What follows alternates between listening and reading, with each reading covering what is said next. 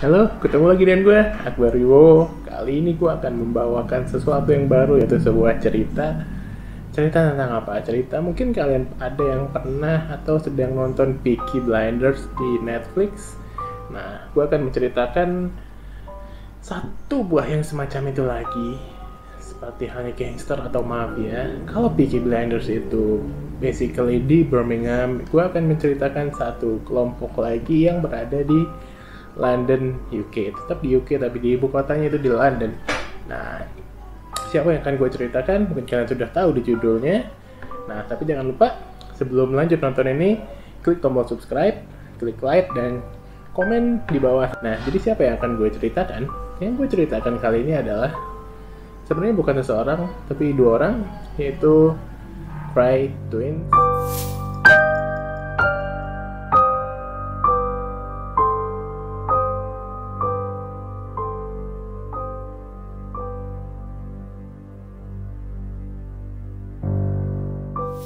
Jadi karena dia kembar disebut twins dan nama keluarganya Cray. Sebenarnya namanya itu ada Ronnie Cray sama Reggie Cray. Nama lengkapnya mereka Ronald Cray dan Reginald Cray. Mereka berbasis di London, dilahirkan di London, dan sangat bisa dibilang sosok kriminal paling sadis di Inggris pada antero 50 atau 60-an. Cray bersaudara ini dibesarkan di London dan juga dilahirkan di London pada tahun 1933. Mereka itu tumbuh menjadi sosok yang sangat-sangat, mungkin masa kecilnya itu bisa dibilang hiperaktif, sehingga kadang-kadang suka bully orang. Oleh karena itu, membuat mereka dimasukkan ke sekolah boxing dan setelah itu ke tentara.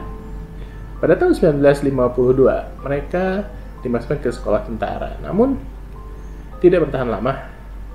Hanya beberapa bulan setelah itu, Cray bersaudara ini kabur dan menyerang penjaga yang berusaha untuk mengamankan mereka.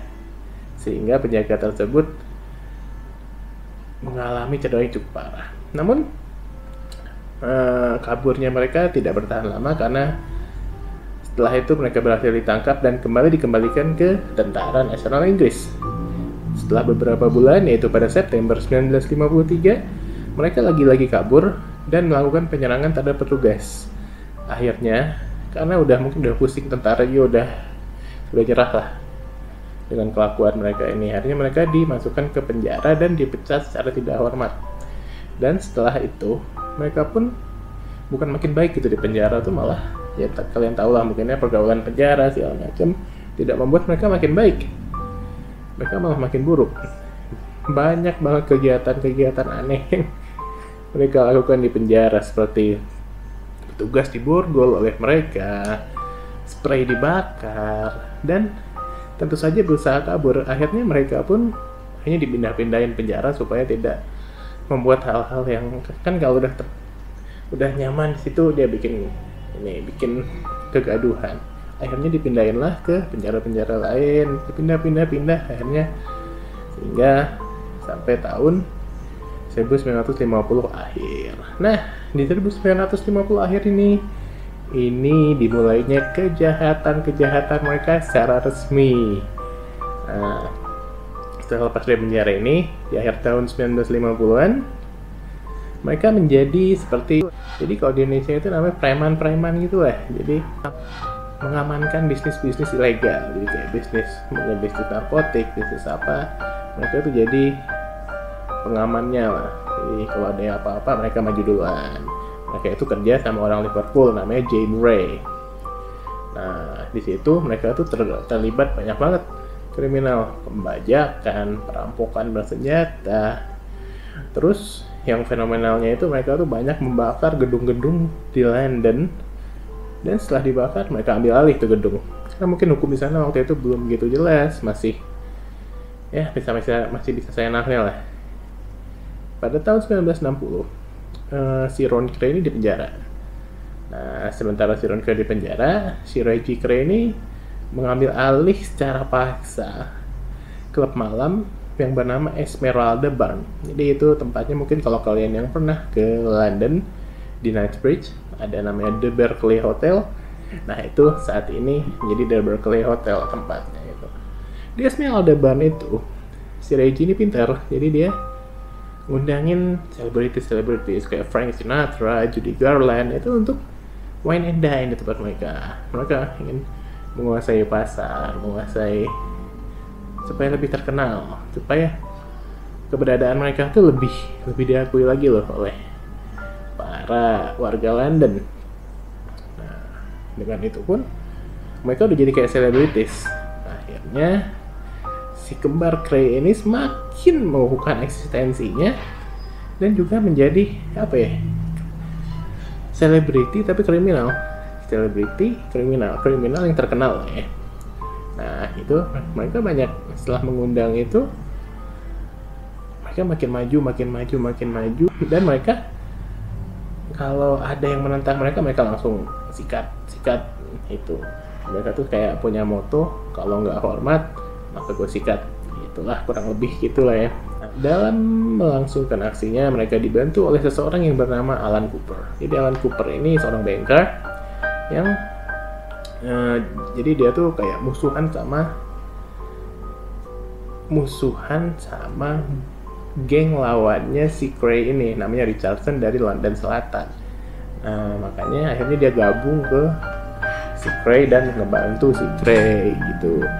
Jadi banyak kejahatan perbankan juga yang dilakukan oleh si Cray Brother ini dibantu oleh si Alan Cooper tadi, karena dia kan banker, punya pengalaman lah. Cray Brother semakin terkenal, punya klub malam, dan bahkan jadi ikon perubahan kota London, karena waktu itu London lagi transformasi menjadi kota yang modern gitu kan. Mereka juga banyak bersosialisasi dengan selebritis, makanya mereka makin gila.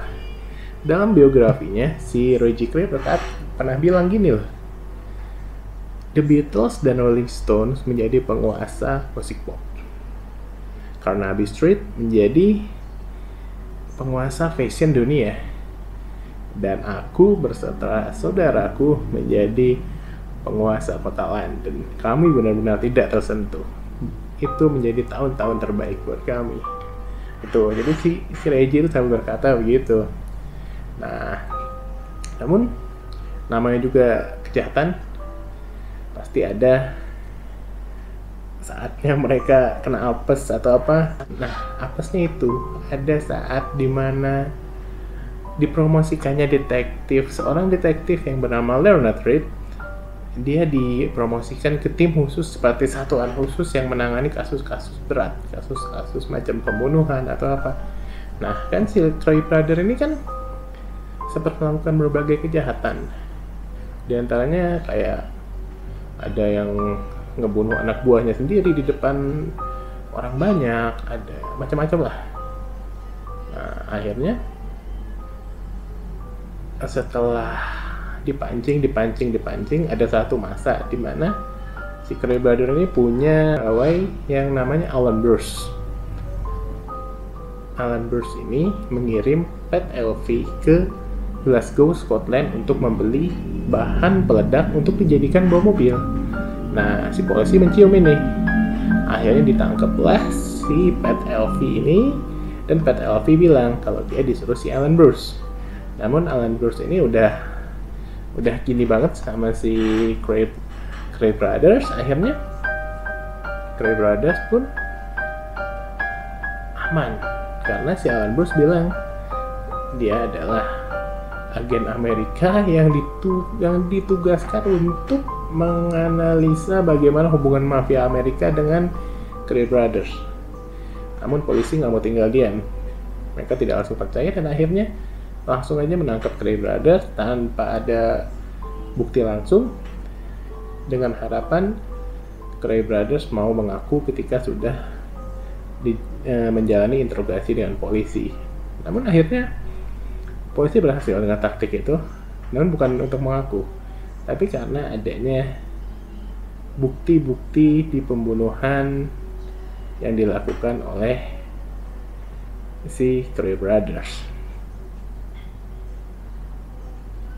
Dalam prosesnya Cray Brothers tentu berusaha melakukan intrik untuk mengelabui polisi, namun gagal dan akhirnya mereka pun dipenjara seumur hidup. Di penjara itu ada hal-hal unik yang terungkap. Ron Cray yang kita ketahui dia adalah seorang biseksual.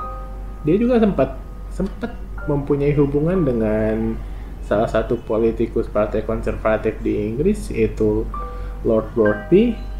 Nah, jadi Lord Worthy juga dulu yang sempat ngebantuin dia untuk lolos dari kasus. Sebenarnya mereka tuh udah dari tahun 60-an awal tuh udah ditarget lah sama polisi, tapi lalu lolos atas bantuan si Lord Worthy ini juga. Ternyata dia juga seorang yang sangat-sangat sangat-sangat romantis. Karena dari total pada tahun 69 ketika dia di penjara itu, selama 3 bulan total dia mengirimkan 59 surat cinta kepada pacarnya yang bernama Monica. Sayangnya mereka tidak sempat menikah karena Ron keburu ditangkap oleh polisi. Di situ ada sisi romantik dari seorang kriminal. Selain itu, hal unik lainnya adalah sang saudara Reggie itu sebenarnya bisa dibilang nggak jahat-jahatan.